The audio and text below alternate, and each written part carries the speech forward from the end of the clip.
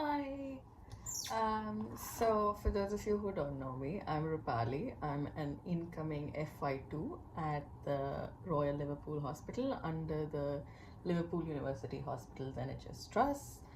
I was previously a CMO, which is a casualty medical officer at St. George's Hospital, and I was an alumna of Grant Medical College and JJ Group of Hospitals in Mumbai. I have also acted as a project scientist at ICMR to make an AI tool to screen chest x-rays for TB. Okay, so getting to the crux of the video, I'm going to give you a brief overview of how to find attachments and how I could find 5 offers for attachments all across the country. This is going to be not very detailed. I'm going to give you some tips and tricks and make sure that you have some clarity in what to expect from an attachment, how to go forward with it, how to find emails, contacts, things like that. So let's start. So first things first, how do you find consultants or their email or the HR to ask about clinical attachments? So there are 2 options that you have. The first being that you can find consultants directly, or the second being that you find HRs. So some hospitals in the UK, especially say London and Wolverhamptons and a couple of places, they have set programs for clinical attachments where you'll have different rotations, or they have certain expectations in a department and things like that. So that is the third option. You can apply for those. Coming back to the first 2 options, if you're looking for consultants, you need to find their emails. Now, there are some resources that are available that have emails already, but what happened when I was applying was that a lot of these emails were not functional, or people had left the departments and things like that. So how you actually are supposed to use these resources are by figuring out the ending of the email. Suppose it says at liverpooluniversity.nhs, etc. for any of the consultants. After that, what you do is go to the trust website. For instance, you are looking for a job in, say, Birmingham.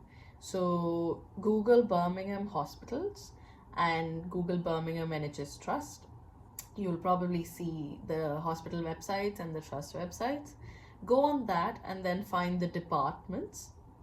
In that, if you have a preference for departments, look for consultants in the department where you want to work. If not, just go. Usually the departments are sorted from A to Z, so you can go from A to Z and look at the names of the consultants and use the ending of the emails like it's given in the document which I've shared below, and email them like accordingly. Now, this is a hit or miss technique because sometimes the emails will have, for instance, if I talk about myself, if I have to make an email, it could have Rupali.Sachdev or Rupali Sachdev or Rupali.Sachdev too. So there are variations in this. So be prepared that with emails of consultants, it's a numbers game and it's a very hit or miss thing. Secondly, coming to HRs, if you're looking for HRs to email, what you can do is call up the hospital directory. You go on the hospital website and go to the contact us section. Usually there will be a central number, that is the directory for the hospital. Ask them that you want to speak to the HR. This is way more efficient, is what I've realized, especially in the UK. Having phone calls and meeting in person works a lot better than emails, and it's quicker as well. So that's the second thing that you can do. Call them up, ask for the HR, speak to the HR that you are so and so person, you're interested in doing a clinical attachment. Can they share an email of XYZ consultant? Or if they have a program, can they let you know about it? And most HR departments will help you out, provided it's not like really busy season. Okay, so that's consultants, that's HR, and programs that are already available. What are other things that you can do? So, as I mentioned, emails are a hit or miss technique. So, what works better is LinkedIn. When you make a LinkedIn profile, make sure that you have all your details in it. Think of LinkedIn as a online CV of yours. So highlight the good things about you.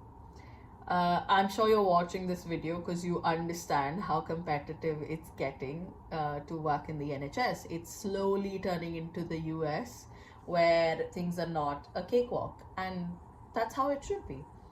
So, what you can do is make your LinkedIn profile really good, which by that I don't mean it has to be fancy. You don't have to lie on it or you don't have to make things up. Add in as much information as you can about yourself, about your certifications, your educational experience, similar to how you would apply for a job and fill in the job application. Now that works out really well. Once you have your LinkedIn profile set up, start making connections.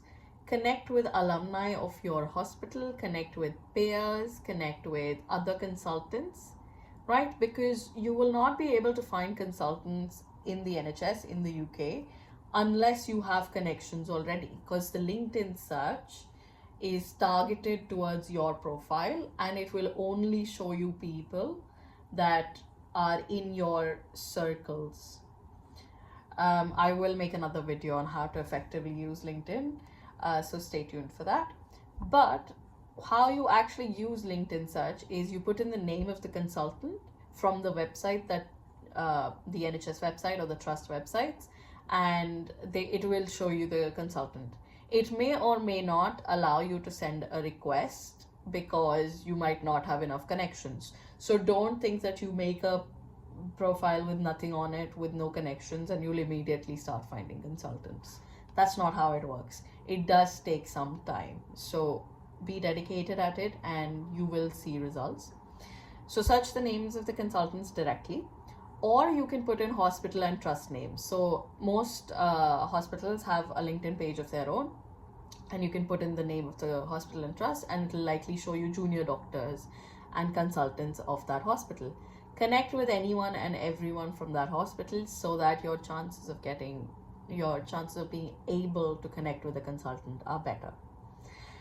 Now, some people do have preferences for cities that they want to go to. So that way also LinkedIn works. What you can do is put in NHS consultant and then the name of the city in the search, and it will show you consultants in that area, because LinkedIn also categorizes people geographically. Now, if you further want to look for attachments in your choice of specialty, you can put it in the search itself. So when I was searching out, I was looking for emergency medicine and radiology because those are my interests. So I would put in NHS consultant, radiology, or consultant, emergency medicine, consultant A&E. So there are some variables in the vocabulary as well. So it can be consultants, it can be radiology, it can be A&E, it can be interventional radiology. So all of these things you'll pick up the more and more consultants you start connecting with. And the more consultants you connect with, the more consultants you'll be able to connect with. So basically it's how networking works in real life. LinkedIn is just the online version of that. Okay, thirdly, another tip that I've got for you is that speak to anyone and everyone. When you are here for your PLAB 2, do not waste the opportunities that you do have. Especially if you're short on time, you can go to hospitals in person. You can speak to the HR departments. You can go to every department and ask that is there any vacancy or is there any opportunity for clinical attachments. Because trust me, the time that you have here when you come here for the first time is can be very fruitful. So don't waste it. If you're short on time, if you're looking for particularly specific things, for example, you want an attachment in Manchester, go to the hospitals, talk to the secretary, talk to the junior doctors, talk to the nurses. They're all very helpful, and it's not like how things are back home where you can't talk to a resident, or you can't talk to a consultant, or you can't talk to a nurse. You can go have a chat. If they have a bit of time on their hands, they will help you out. Okay, so that's how to find an attachment. Now, coming to the documents required, most trusts in general will require a couple of documents for you. This includes your vaccination records. So this can be your vaccination card from birth, which has a list of all the vaccines you've taken along with the dates. Secondly, they will require a police clearance certificate. So for this, you need to apply in your own country, because in the UK, for certain professions like doctors, teachers, people who work with kids and other people, there is something called a DBS check, which is basically a police clearance that you're safe and you don't have any red flags in your history. So the equivalent for that is a police clearance certificate for IMGs. You can get this made in your country. You'll find information available online. If you're in India, there is Passport Kendra Seva, which is used for making a police clearance certificate. A few attachments will also require references. Now, a reference is anyone who has worked with you and has seen you in a professional capacity. Now, for instance, I was working as a casualty medical officer, so I could give the reference of my superintendent or a superior of mine who was directly overlooking the other casualty medical officers.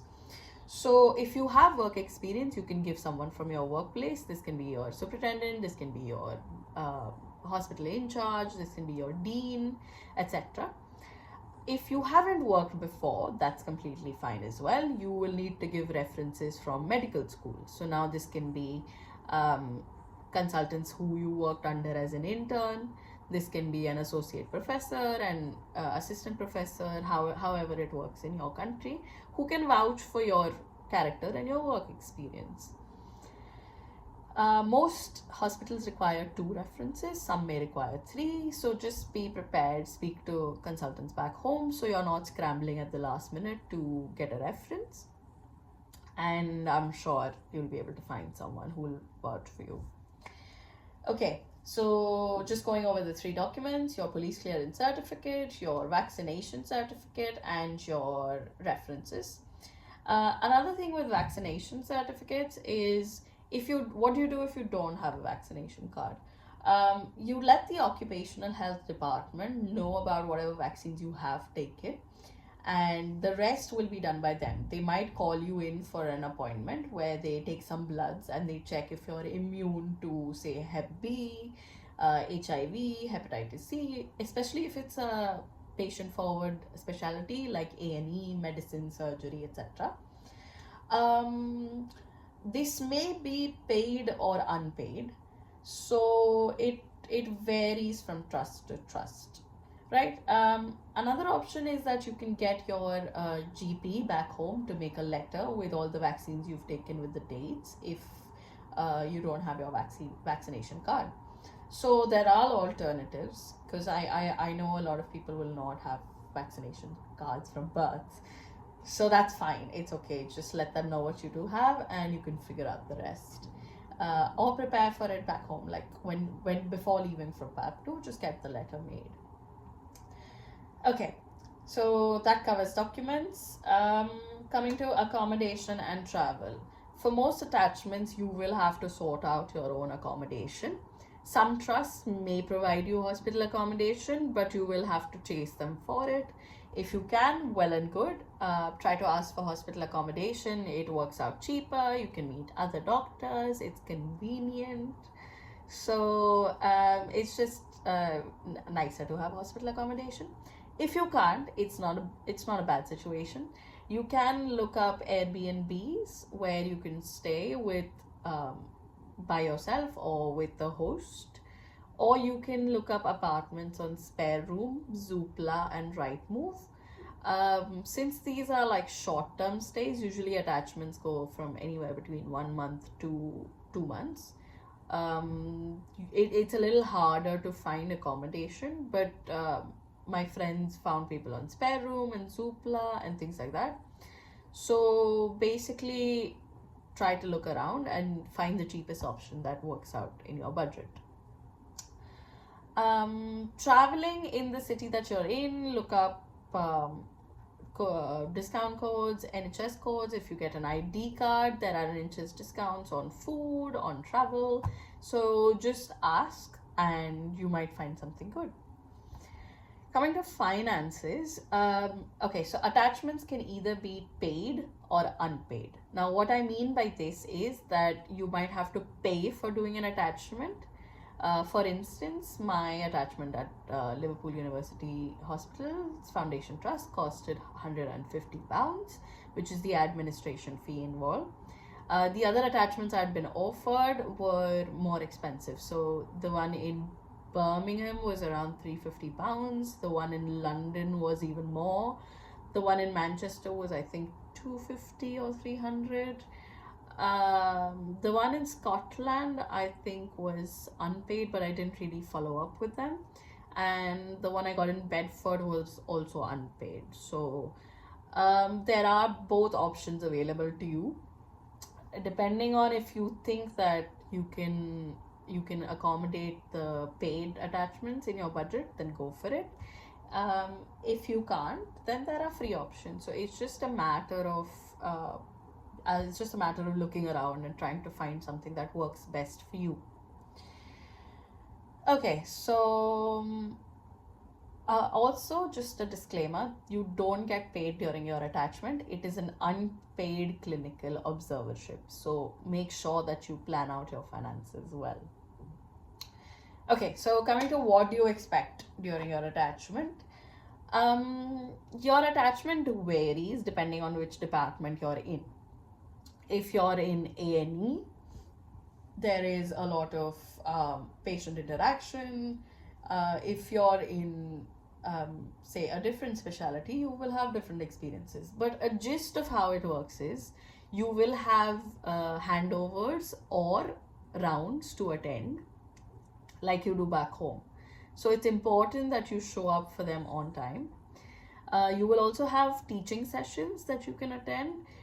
Make sure that you ask on your first day or your first week if you can, if you can attend these sessions, if you can contribute in any way. Then some clinical attachments allow attachees to interact with patients, to talk to them, take a history, perform minor procedures. All of this has to be done under supervision. So remember that you are there as an observer, and everything that you do has to be done under supervision because you don't want to cause any harm to patients or yourself. So make sure that you have some supervision around. Another thing is that some clinical attachees get access to the IT system of the hospital. It makes a world of a difference because it helps you understand what sort of documentation residents and other junior doctors are doing. So the documentation also can be picked up while your clinical attachment. Some clinical attachees, however, will not have access to the IT system of the hospital. That's fine. Try to make the best out of whatever situation you're in. Now, clinical attachment experiences vary for different people. Some of my friends went to smaller cities, some went to larger hospitals, some had a lot of other clinical attachees with them. So they felt they didn't have enough opportunity to interact, see patients, learn a lot. Whereas some were the only ones there, so they had a lot of attention, a lot of personal focus. And some went to, say, bigger hospitals where audits were being done, research was being done, so they could get involved. Again, make the best out of what you do have, because you have certain resources and opportunities that are available to you during your clinical attachment, so at least make sure that you ask. Okay, what to do during your clinical attachment to improve your chances of getting a job. So I'm sure you're aware, and everyone is, that it's getting more competitive to get into the NHS system. This is because a lot of people are coming in, and we don't really think about how to separate ourselves from everyone else. So, your clinical attachment actually is a great opportunity for you to build your portfolio, to make yourself stand out from the crowd. How can you do this? Well, first of all, when you go to your attachment, speak to your consultants, speak to your junior doctors. What do you speak to your consultants about? You ask them if there are any audits or any research or any teaching that you can get involved in. Most hospitals have a separate audit department as well, who are genuinely like very happy to see people and to help you out with audits and how things work, because I'm sure not all of us know how to conduct an audit and things like that. So if you even need like a brief overview or just to understand, go to your audit departments. Speak about any ongoing projects. Usually there is an audit lead, which is the person in charge of audits in that department. So you can speak to them about any ongoing projects that you can help with. This can involve even a small role like data collection or just basic audit, like basics help that you can provide as a clinical attaché. So if your department is okay with you doing it, go for it, take the opportunity. Coming to research, there are ongoing research projects. Again, it depends on your hospital, your department, your consultants, if they're happy for you to join. And if you have previous research experience, it always helps. Even if you don't, there are a lot of medical students who regularly start doing research here in the UK. So what you can do is speak to the medical students coming in to your department during your clinical attachments and ask them, hey, who do I speak to regarding research opportunities, or like, what are you guys working on? Is there anything I can join in? So all of this shows initiative, and it also will give you more and more opportunities. So that's audits, research, and teaching. Teaching, for instance, my department has teaching sessions every week where we would learn from different residents, junior doctors, about A&E related conditions, and even consultants. So when it comes to teaching, you can get involved, ask if you can teach something, if there's a topic that you know really well, or anything you have experience in. You can ask to do a presentation, you can give out, you can print out forms, and you can take feedback. So for any teaching that you're doing, make sure that you do take feedback, because you can add it to your portfolio later on, and it really helps you improve, especially if you're starting out and teaching for the first time. Okay, what are other things? You can do BLS and ALS. BLS in most hospitals will be walk-in, because BLS is a skill that most people should know, and it's something that they encourage people to come in and join whenever we can. So ask about BLS and ALS. ALS is usually paid, so that can range anywhere from £400 to £600, depending on which part of the country you're in. If it's done in your own trust, then that's even better. If not, you can look for cheaper options available across the country on the RESUS website. I'll put that down in the doobly-doo as well. Okay, so if you can, try to get an ALS certification as well, because for a lot of jobs, it's listed as an essential criteria. If you can't, it's still okay. It's not like people don't get jobs without ALS. I didn't have ALS, so it's not the end of the world. But if you can, do go for it. The only problem that even I faced is that ALS dates are very hard to get. I did not know that ALS had to be booked quite a few months in advance. So I couldn't do it in time. Otherwise, I would have done it as well.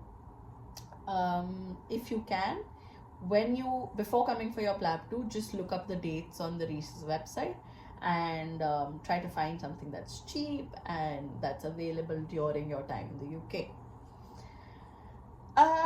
Yeah, so that's audits, that's research, that's teaching, BLS, ALS. Other than that, networking.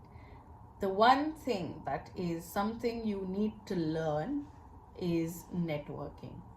You need to learn how to talk to people. You need to learn that you can talk to people itself, because for most of us coming from South Asian countries and as IMGs, we're a little hesitant because the atmosphere in our hospitals back home is not very conducive to networking or to just talking to people in general. So that is different here. Talk to people. Talk to the HR department, talk to the consultants, talk to the junior doctors. Ask the consultants what it is that they are looking for when it comes to someone who's joining the department. Speak to the HR, ask them about jobs that are available, ask them for openings that will be coming up, and ask them to keep you in the loop when jobs do open. Because you need to understand that a clinical attachment does not guarantee a job. It does not mean that the minute your attachment ends, the next day they're going to offer you a job. That's just not how it works. You're doing a clinical attachment to gain NHS experience of how the department works, how things work in the NHS. 2, to make connections. 3, to build your portfolio. All of these things will help you get jobs. Now, sometimes clinical attachments do help get a preference, but that's all there is. The only reason why you actually do get a preference is because you understand the department. So do not go in with it thinking that, oh, you've done the attachment, now you're sorted, you don't need to do anything, just you'll get a job at the end of the day. You won't. So make sure that you speak to the HR, make sure you speak to consultants, make sure you speak to junior doctors. If you have passed your PLAB 2, you can ask your junior doctors to review your applications, because in the beginning it's really hard to figure out what sort of answers do they want, what are consultants or HR or recruitment looking for. That's when IMGs and other junior doctors in the department are really helpful. I was very grateful to have very, very helpful FI2s and FI3s who gave me tips for how to write my applications. They reviewed it. They even told me how to prepare for the interviews. So make sure that you speak to the junior doctors, and trust me, I have found friends who have been really lovely. So you might end up making friends even if you don't catch up. So yeah, talk to the people around you. That's it. If you have any questions, I am happy to answer them in the comment section. Drop them down below. Or you can email me if you need more personalized advice. Or if you just want to chit chat, talk to people.